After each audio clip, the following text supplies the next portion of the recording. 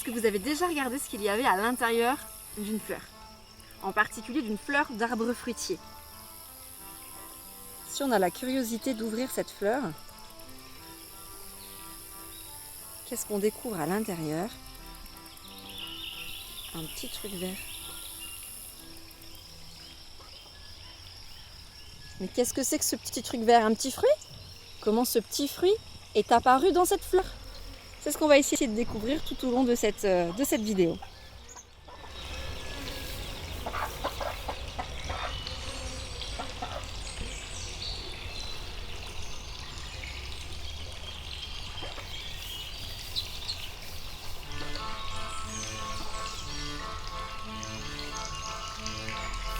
À l'intérieur de nos fleurs d'arbres fruitiers, nous avons les étamines, qui sont ces sortes de petites antennes avec à leur bout ces sacs jaunes, qui sont en fait les grains de pollen. Et au centre, un élément un peu plus long,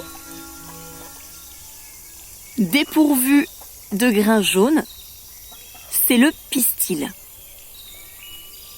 Pour que cette fleur se change en fruit, il va falloir qu'il y ait fécondation et que des grains de pollen aillent à l'intérieur du pistil. Mais comment ce pollen va réussir à aller des étamines jusque dans le pistil?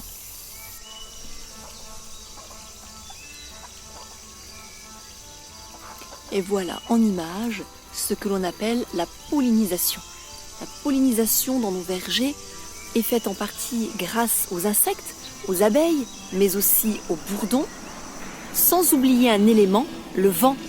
En effet, dans la vallée du Rhône, il y a souvent du vent qui va disperser le pollen que l'on trouve sur les étamines jusque dans le pistil d'autres fleurs. Et cela provoque la fécondation. Une fois qu'il y a eu pollinisation, fécondation, les pétales vont tomber, les fleurs vont tout simplement faner et ne vont rester sur les arbres que nos jeunes fruits.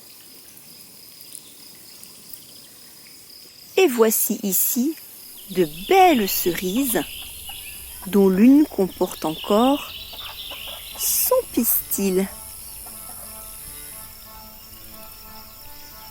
Ces fruits vont maintenant grossir,